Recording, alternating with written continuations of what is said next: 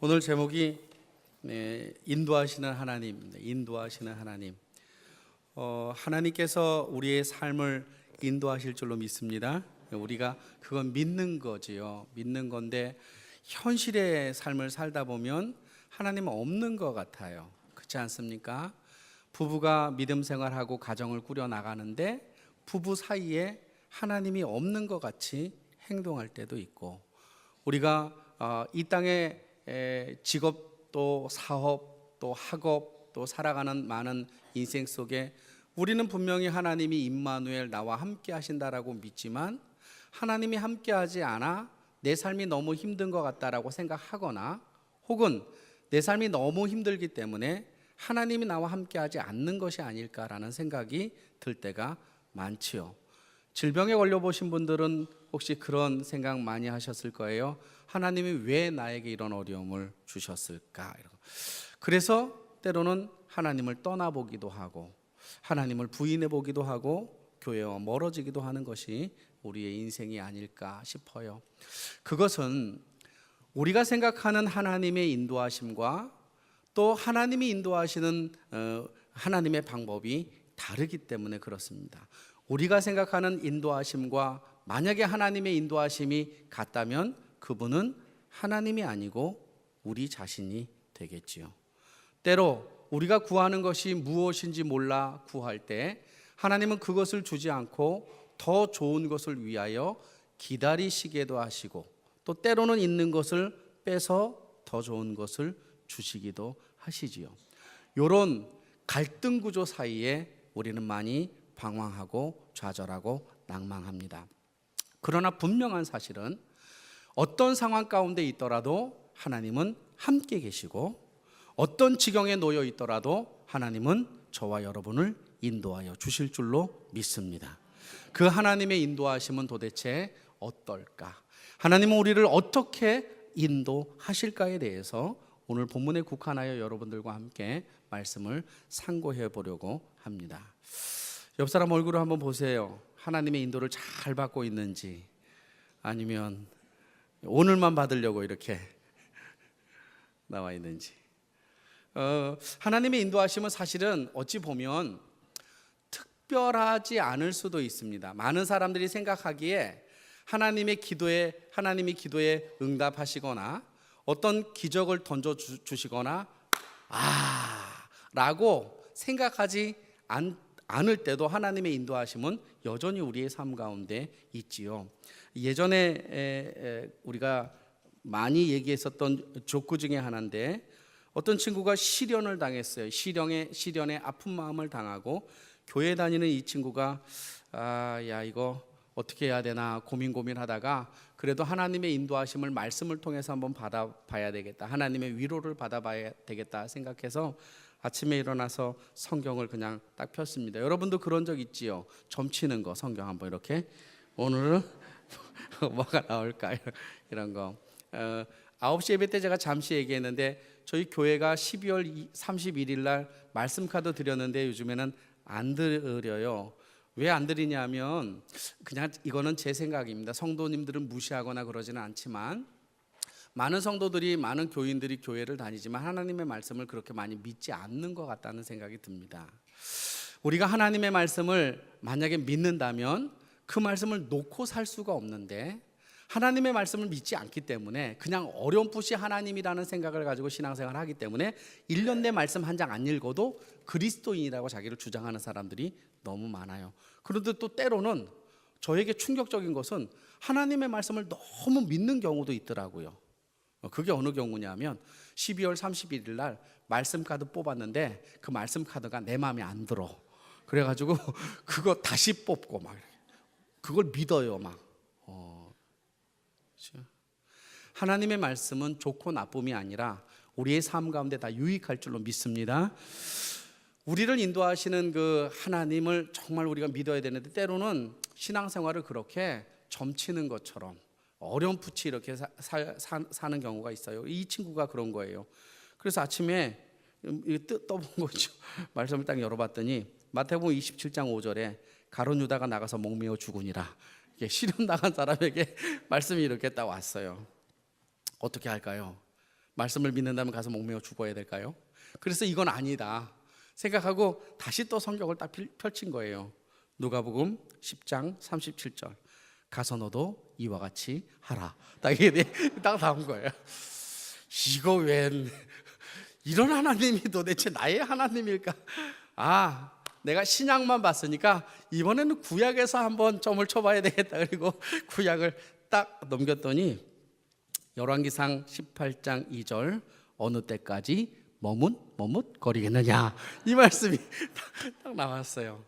이 친구는 자살하지 않았겠지요. 이것을 하나님의 인도라고 생각하지는 않았을 것입니다. 우리가 이 땅을 살아갈 때 하나님은 매 순간순간 우리를 인도하시는데 우리가 그 인도하심을 놓칠 때가 너무 많습니다. 자, 그러면 하나님은 우리를 어떻게 인도하실까? 오늘 이 본문을 통해서 한번 생각해 보겠습니다. 16장 6절에 보면 이렇게 시작돼요.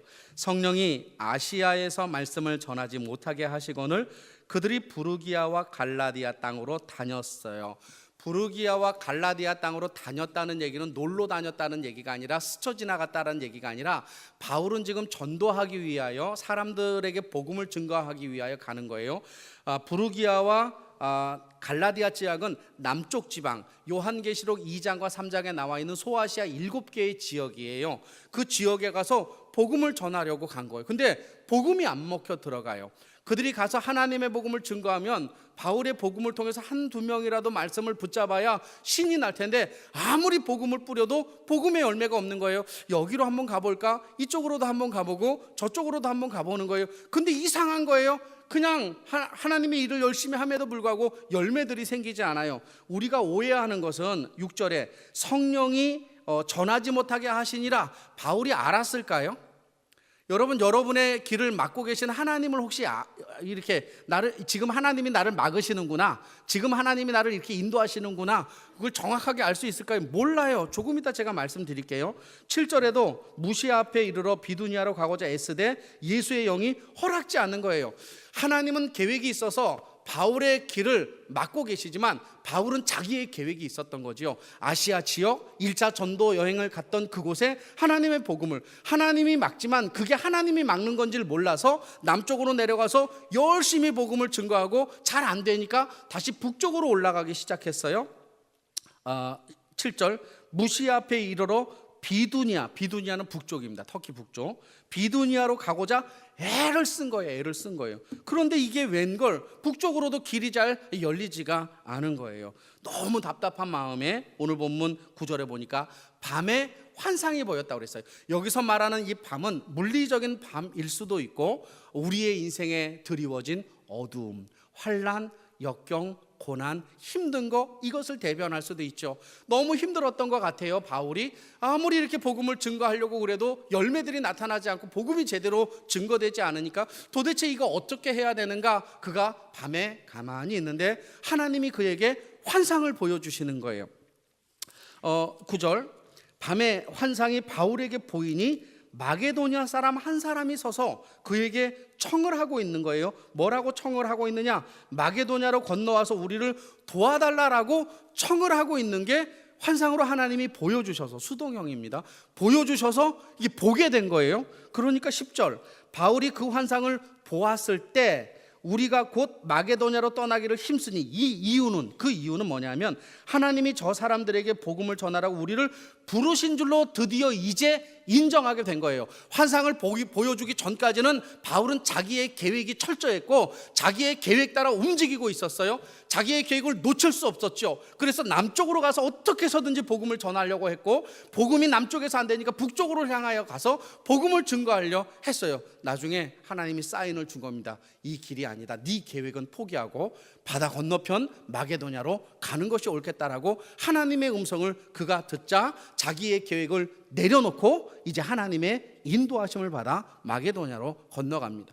여기서 우리가 첫 번째 생각해야 할 것 중에 하나가 있다면 그것은 하나님이 우리를 인도하실 때 우리의 생각과 다른 길로 인도하실 수도 있다는 사실입니다. 하나님이 우리를 인도하실 때 하나님은 우리의 생각과 다른 길로 우리의 삶을 인도하실 수도 있는 것이죠. 여러분, 사람이 결혼 생활해요. 결혼 생활할 때 남편에 대한 이미지, 아내에 대한 이미지가 분명히 있습니다. 직장을 다닐 때 이 직장에 대한 이미지, 이 직장에서 내가 어떻게 살 것인지, 내가 사업을 시작했을 때 이 사업을 통해서 나는 무엇을 하고 어떻게 할 것인지에 대한 분명한 계획이 있어요. 근데 희한한 건 뭐냐면 그 계획대로 안 될 때가 너무 많다는 거예요. 너무 많다는 거예요.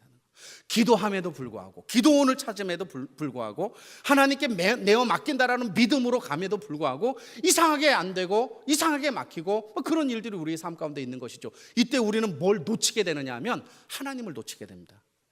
이거 하나님이 나를 도와주시는 거 아닐까, 이런 거예요. 근데 이때 우리가 생각해야 할 믿음이 있다면 어떤 믿음이냐면, 하나님이 다른 길을 예비하신 것일까? 하나님이 나를 이 길 아닌 다른 길을 통해서 다시 어떤 것들을 우리에게 주고 계시는 것이 아닐까 하고 하나님께 집중하는 시간이 우리에게 필요한데, 우리는 자꾸 어떻게 이 상황을 모면하려고 하느냐 하면, 다른 데 가서 한번 점이라도 한번 보면 어떨까?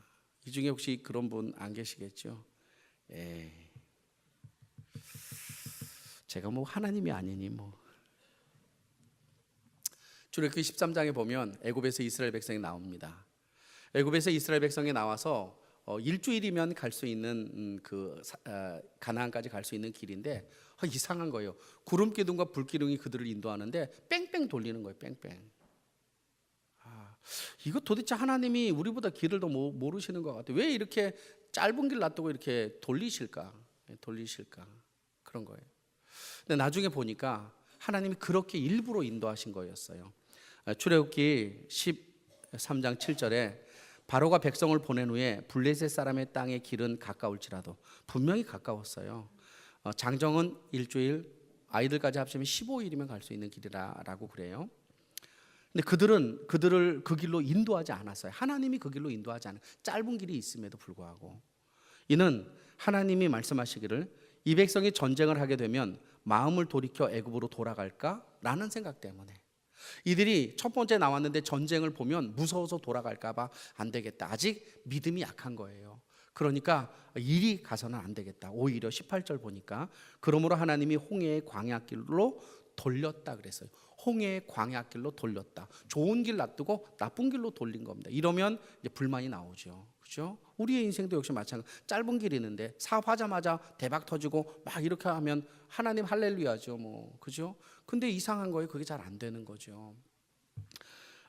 하나님이 뭐라고 그러셔요? 그러므로 하나님이 홍해의 광야길로 돌려 백성을 인도하심에 이스라엘 자손이 애굽 땅에서 대열을 지어 나올 때, 이렇게 되어 있습니다. 하나님은 우리를 인도하실 때 우리가 계획하고 우리가 생각하는 다른 사람들이 가는 그 길로 인도하지 않고 하나님은 다른 길로도 인도할 수 있다라는 사실을 기억해야 합니다. 우리는 자녀에 대한 계획을 우리가 가지고 있죠. 자녀에 대한 계획은 누가 가지고 있는 거예요? 하나님이 가지고 계심에도 불구하고 우리는 자녀에 대한 계획을 가지고 있어요. 그렇게 우리가 원하는 길로 아이를 끌고 가지요. 그런데 그럴 때 정말 잘 따라오는 그런 경우도 있지만 많은 경우 아이가 빗나가기도 하고 그래요. 그렇다고 해서 우리가 그때 하나님을 놓쳐버려서는 안 됩니다. 어떤 상황이 있을지라도 그 아이를 하나님께 맡기고 그 아이를 인도하시는 하나님 앞에 우리의 삶을 드리는 것이 참 중요하죠. 저는 우리는 이제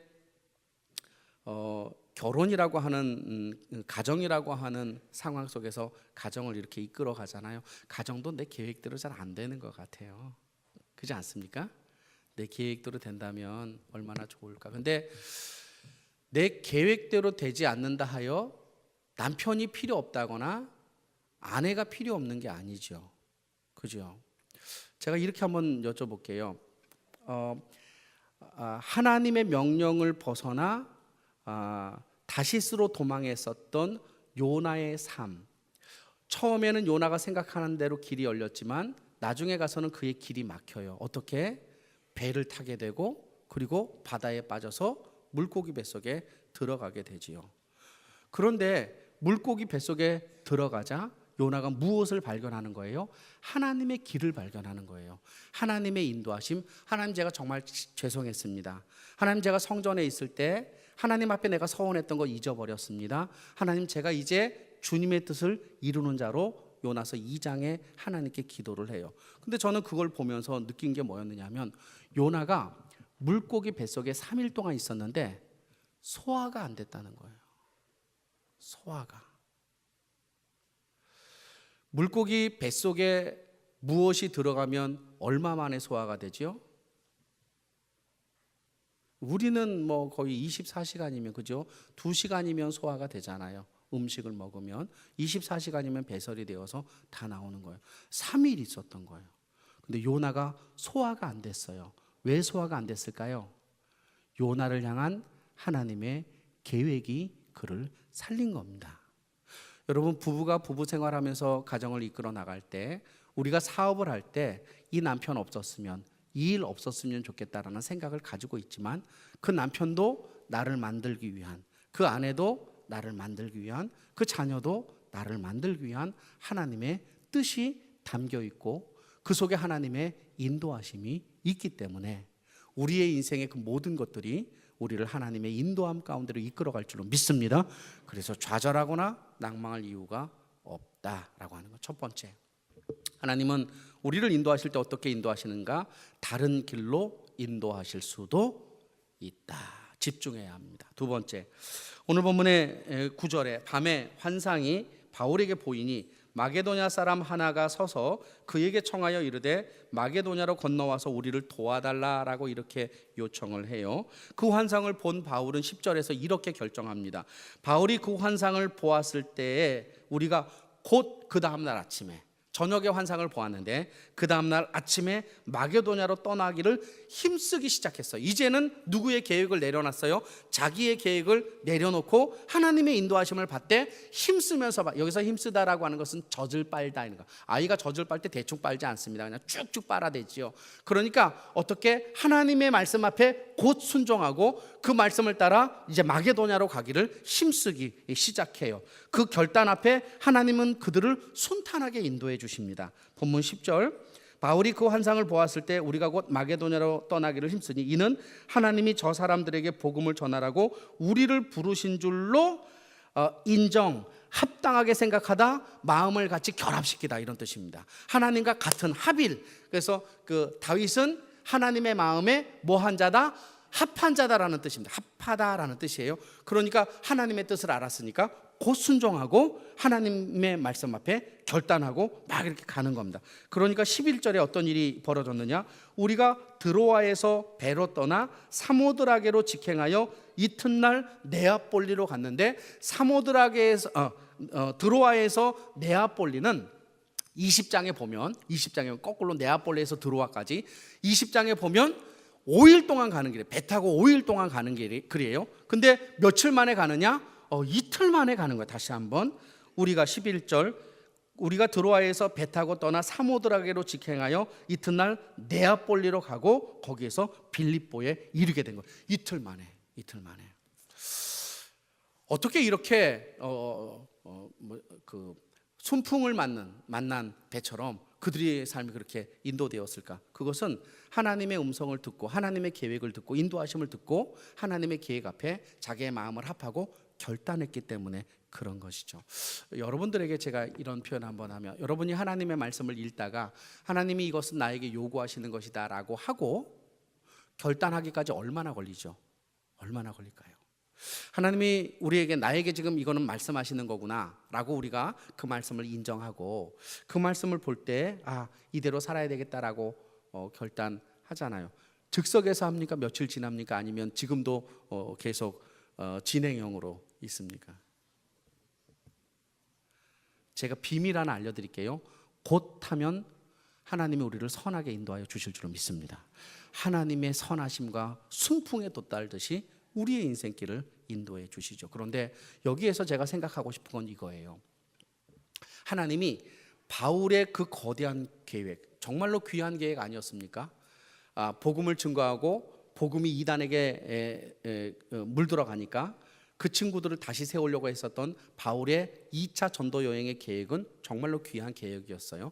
근데 그 계획을 내려놓고 아시아를 내려놓고 유럽으로 그의 발걸음을 인도한 그 이유가 너무나 사소한 이유예요. 그 사소한 이유, 그게 무슨 이유냐? 본문 9절. 밤에 환상이 바울에게 보이니 마게도냐 한 사람이 서서, 마게도냐 사람들도 아니에요. 마게도냐 유럽 지역에 있는 사람들도 아니라 마게도냐에 있는 한 사람이 서서 뭐라고 외쳤느냐 하면 와서 우리를 도와달라라고 하는 환상을 보여준 거예요. 여기서 도와달라, 도우다라고 하는 이 단어는 헬라어로 보에데오라고 하는 단어, 보에데오 두 단어입니다. 보에라고 하는 단어는 울부짖다라는 뜻이고 데오라고 하는 단어는 달려가다라는 뜻입니다. 이 단어가 무슨 뜻이냐면 어린아이가 배가 고파서 엄마에게 울부짖으면 엄마가 달려가서 도와주다라는 뜻입니다. 그러니까 급한 마음으로 쫓아가서 정말로 도와주는 그 간절한 마음으로 지금 하나님께 기도하든지 누구에게 기도하든지 어쨌든 하나님이 그에게 사인을 보내주신 거죠.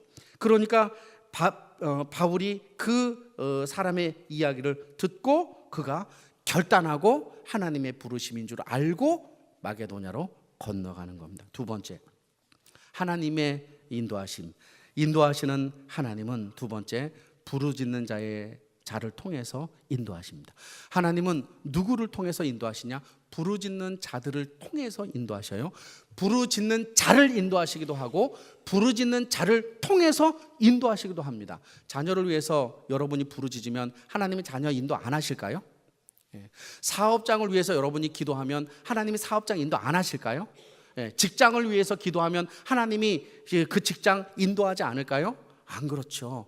우리가 자녀를 위해서 기도하면 하나님 부르짖는 그 소리를 통해서 우리의 자녀도 돌아오게 해 주실 줄로 믿습니다. 우리가 전도하려고 하는 사람들, 우리가 살아가는 인생의 모든 영역 속에서 우리는 부르짖는 자로 주님 앞에 서면 하나님의 인도하심을 받기 시작하지요. 여러분들도 역시 이 얘기에는 동의할 수 있어요. 내가 나를 위하여 하나님 앞에 부르짖을 때 하나님은 내 인생을 이끌어 가시고 나를 인도하여 주시는 것들을 우리가 경험하게 되지요. 그래서 주님은 우리의 기도를 간과하지 않습니다. 한 사람의 소리, 한 사람의 부르짖는 소리, 그 소리도 하나님은 놓치지 않는 거예요. 그래서 주님 기도할 때 어디에서 기도하라? 골방에서 기도하라. 하나님은 골방에서 기도해도 우리의 기도 소리에 응답하시고 움직이시는 분입니다. 여러분, 여러분의 기도를 좀 우습게 보지 마세요. 여러분의 기도를 약하게 보지 마세요. 비록 내가 이 자리에 앉아서 하나님께 기도하는 것이 유약해 보일지라도 내가 기도하는 그 기도에 하나님이 움직이시며 하나님이 인도하여 주실 줄로 믿습니다. 그 믿음을 놓지 않는 것. 그러면 기도 포기하지 않습니다. 근데 이거 믿지 않으면 포기합니다. 기도하지 않습니다. 그냥 될 대로 되라, 되겠지 뭐 이렇게. 여러 이들 중에 우리들 교인들 중에서도 있지만 남편이 그렇게 버팅기다가 어느 날 갑자기 하나님이 만지셔서 오는 경우도 있어요. 아멘 안 하는 거 보니까 우리는 아닌갑다. 아내도 역시 마찬가지고 자녀도 역시 마찬가지고 어떻게 이 친구가 이렇게 바뀌었을까? 이런 생각이 들 때가 있다니까요. 우리의 부르짖음을 하나님이 놓치지 않을 줄로 믿습니다. 마지막 세 번째, 하나님은 우리를 어떻게 인도하시는가? 오늘 본문에 보면 그가 빌립보에 도착하게 돼요. 빌립보에서도 복음 증거가 만만치 않았어요. 왜냐하면 이 빌립보 성은 로마의 식민지이면서 휴양지예요. 휴양지. 로마의 장군들이 은퇴를 하면 이곳에 별장 짓고 여기에서 살아요. 지중해와 에게해와 이 바다가가 보이는 이 빌립보 이성은 천혜의 휴양지였단 말이죠. 여러분, 휴양지에 살면 이렇게 괜찮게 살면 하나님 필요 없습니다. 하나님 안 믿습니다. 제가 예전에 지금으로부터 한 7년 정도 된 것 같아요. 7년, 8년 정도 됐는데 뉴질랜드에 집회가 하나 들어왔어요. 청소년 집회였습니다. 그래서 뉴질랜드에 가서 청소년 집회했어요. 한국 학생들인데 유학원 아이들이 유학원 아이들을 모아놓고 이제 청소년 집회를 이렇게 하는 거예요. 그런데 거기에 YFC 뉴질랜드 담당자 한 분이 계셨습니다. 이 사람은 키위예요. 키위. 뉴질랜드의 새를 키위라고 하고 뉴질랜드 사람을 키위라고 그래요. 키위는 우리가 먹는 키위를 말하는 게 아니라 새 이름이에요. 뉴질랜드를 대표하는 명칭입니다. 그 키위 선교사가 저에게 이야기했어요. 우리는 하나님을 거의 다 믿었지만 지금은 교회 나가는 사람이 2%도 안 된다라고 그래요. 근데 물어보면 대부분 다 그리스도인이다 이렇게 주장하는 거예요. 교회는 안 가는데 그리스도인이다 이렇게 주장하는 거예요. 그러면서 그분이 말하기를 왜 사람들이 교회를 가지 않느냐? 뉴질랜드는 천혜의 아름다움과 그리고 사회복지가 잘 되어서 하나님 없이도 사는 지상의 천국입니다. 하나님 없이도 사는 지상의 천국입니다. 그러니까 그냥 그리스도인이지만 교회 나가서 하나님께 머리 숙일 이유가 아무것도 없는 것이죠. 여러분, 대한민국도 역시 비슷해져 가는 것 같습니다. 우리가 믿음 생활 유지하려면 내 생명을 구원하신 예수 그리스도를 만나지 않고서는 신앙 유지할 수 없습니다. 그냥 단순하게 교회 가서 예배 드리는 것 정도로 우리의 믿음이 유지되는 것이 아니라 죽었던 나를 살리시고 내게 생명의 은혜를 주신 그 주님을 진정으로 만나지 않으면 우리도 퍽퍽 넘어집니다. 퍽퍽 넘어집니다. 우리에게 나타나는 현실이죠. 주일 예배뿐 아니라 수요, 금요, 새벽 예배에 그렇게 뜨거웠던 한국 교회가 외국에서 한국 교회의 부흥이 새벽 예배 때문이다라고 말했던 이 한국 교회의 새벽 예배가 텅텅 비어가고 있습니다. 텅텅 비어가고 뿐만 아니라 새벽 예배 없어진 교회도 엄청 많습니다. 왜요? 이제 편안하니까 새벽에 가서 부르짖지 않아도 되지요. 않아도 돼. 신앙은 내게 필요한 것을 구하려고 가는 것이 아니라 내게 생명을 주신 그 주님께 예배하기 위해 가는 줄로 믿습니다. 그 믿음이 우리에게 있어야 하는 것이죠. 바울은 그 믿음이 있었어요.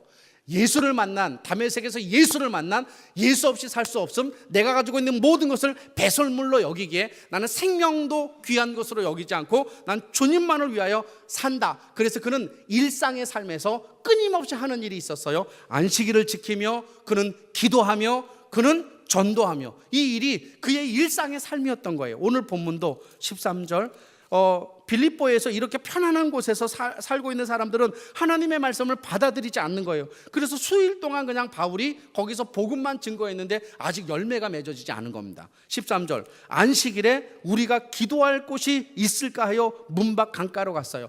왜 바울이 안식일 날 기도하러 갔느냐면 안식일 교인이 아니고 주일을 섬기지만 복음을 증거하려면 유대인들이 모여져 있는 안식일 날 그곳에 가야 되는 겁니다. 그래서 성경에 보면 안식일 날 바울이 그곳에 간, 예수님이 안식일 날 그곳에 간 것은 안식일을 지키기 위함. 물론 예수님은 바울이 그렇게 안식일을 간 건 지키기 위함이 아니라 유대인들이 그 안식일 날 거기에 모여 있었기 때문에 복음을 증거하기 위하여 그곳에 간 것이죠. 그런데 놀라운 일이 벌어집니다. 여기에서 어떤 일이 벌어지느냐?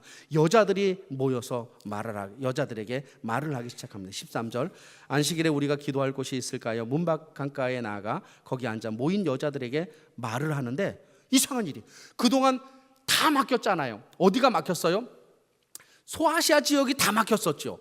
남쪽 다 막혔었죠. 북쪽도 다 막혔죠. 그냥 환상받고 왔는데 마게도냐 지역에 있다가 빌립보에서 수일을 지났는데 한 명도 지금 전도했는데 복음의 열매가 맺어지지 않는 거예요. 근데 희한한 사인이 딱 들어오는 거. 무슨 사인이 들어오느냐? 그 여자 중에 한 명이 귀가 열리기 시작하는 거예요. 오늘 보면 14절 두아디라시아에 있는 자색 옷감 장사로서, 이 사람 빌립보 사람 아닙니다. 두아디라는 7교회가 있는 소아시아 지역에 있는 사람이에요. 이 사람이 옷감 장사를 했는데 빌립보에서 하나님을 섬기는 유대인이었던 것 같아요. 루디아라 하는 한 여자가 말을 듣고 있을 때, 여기서 한 여자의 밑줄 한번 그어보세요. 한 여자의 밑줄 그어보세요. 9절로 다시 가겠습니다. 9절 밤에 환상이 바울에게 보이더니 마게도냐 사람 하나의 밑줄 그어보세요. 하나의 밑줄 그어보세요. 그 한 사람을 드디어 만난 겁니다. 그 한 사람을 드디어 만난 거예요. 하나님의 인도하심이었죠.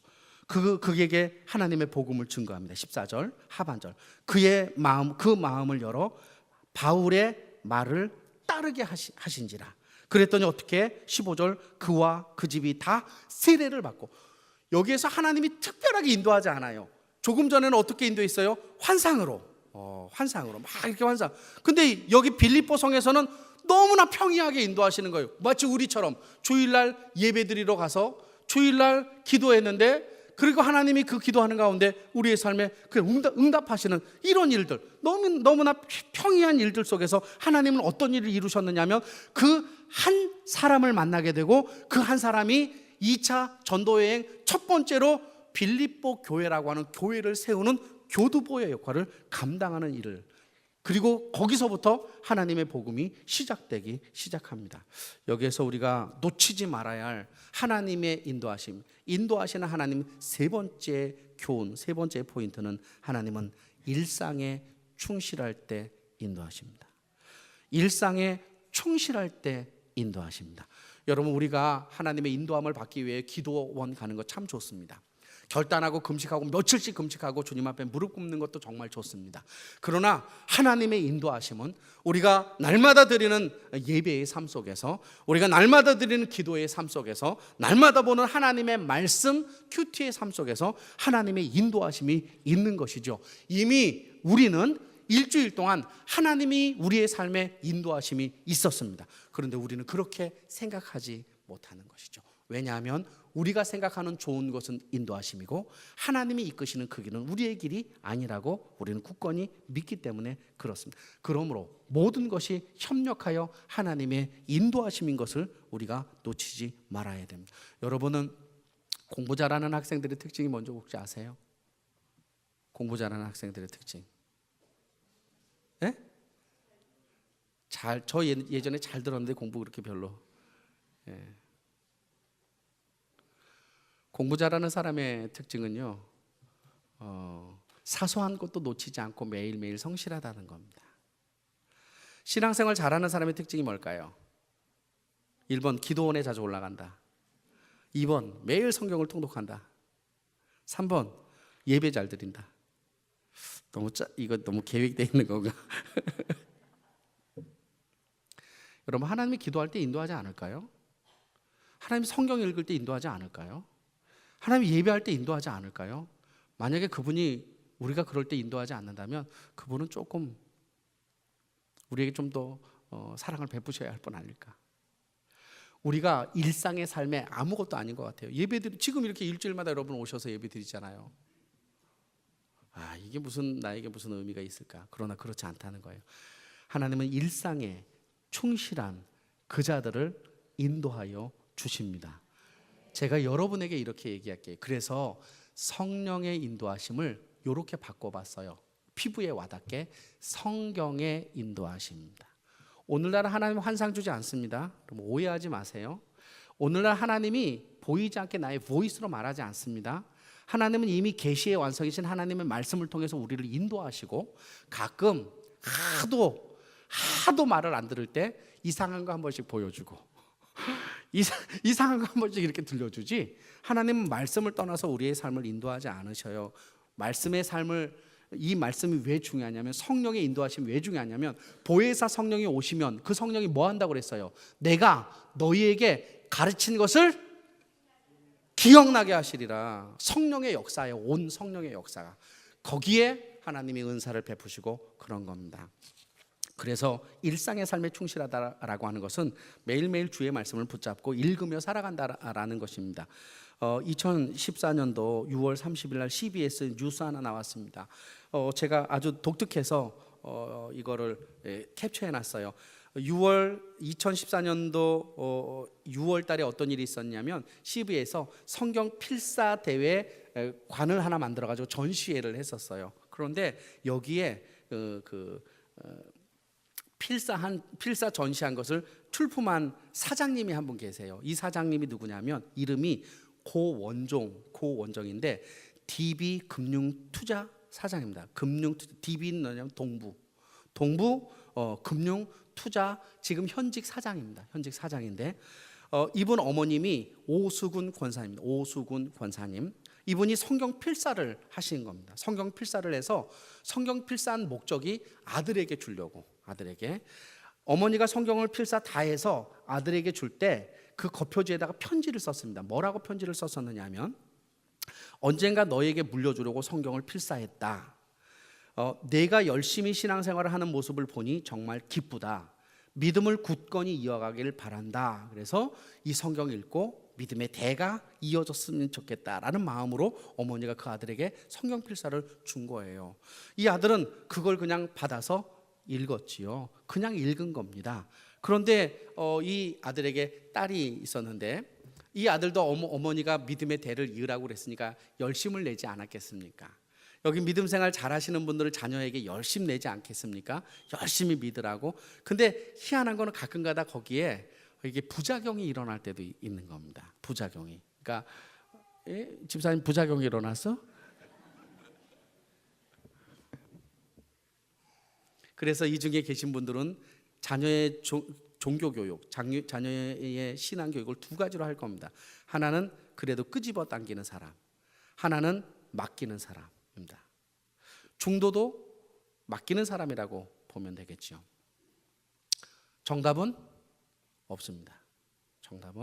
정답은 진정한 중심을 가지고 이끌어주는 부모의 마음입니다. 진정한 마음으로. 그래서 이 아버지는 어머니의 그 깊으신 뜻은 잘 모르고 딸 하나 있는데 그 딸에게 우격다짐을 하는 거죠. 뭐 너 신앙 제대로 해야 된다 막 이렇게. 이 딸이 얼마나 아버지 품이 싫었으면 미국으로 유학 가버렸습니다. 미국으로 유학 가서 방탕하게 막 사는 겁니다. 교회는 무슨 교회는 신앙생활 방탕하게 이렇게 막 사는 겁니다. 근데 어머니가 자기에게 주신 이 필사 성경을 읽으면서 그가 하나님의 인도하심을 받아요. 아, 나도 딸을 위하여 필사를 해야 되겠구나. 그래서 딸을 위해서 필사를 다 하고 나서 그 딸에게 필사한 성경을 선물해 주었습니다. 역시 어머니에게 받은 것처럼 겉표지에다 편지를 썼는데 뭐라고 썼느냐? 아빠의 모습에서 주님의 향기를 보여주지 못한 것이 미안하고 후회된다. 말로는 교회 다니라고 그랬으면서 아마 자녀를 그렇게 했던 거예요. 여기도 회개하실 분들 많습니다. 자녀에게 그리스도의 향기는 보여주지 못하고 말로만 다니라고 그러면 자녀 안 다닙니다. 그러니까 미안하고 후회된다. 지난 929년 동안 929일 동안 이거 무드셀라의 나이를 제가 얘기하려고 929일 동안 한자 한자 써보았다. 너에게 속죄하는 심정으로 또 너를 위한 기도의 시간으로 내가 이거 썼다. 그리고 자녀에게 선물을 준 거예요. 그 자녀는 그걸 받고도 역시 여전히 힘들게 방황하고 살았지요. 어느 날 아버지가 예고 없이 딸을 방문한 거예요. 그런데 딸을 방문했는데 딸에게서 놀라운 고백을 듣게 되었어요. 이 딸이 뭐라고 그랬느냐? 아빠, 제가 너무나 힘들어서 교회에 나가기 시작했어요. 아빠, 내가 너무나 힘들어서 이제 교회 나가기 시작했어요. 그 딸도 역시 그 아버지의 글을 읽고 하나님이 주신 글이겠죠. 하나님의 인도하심을 받은 겁니다. 여러분, 우리가 이 땅을 살아갈 때 하나님의 인도하심을 받기를 모두 다 원하지만 인도하심을 받기 위하여 주의 말씀 앞에 내 마음을 드리는 삶이 많지 않다는 겁니다. 이번 한 주간 동안도 여러 상황 속에서 나를 인도하시는 주님으로 말미암아 승리하는 저와 여러분 되기를 간절히 소망합니다.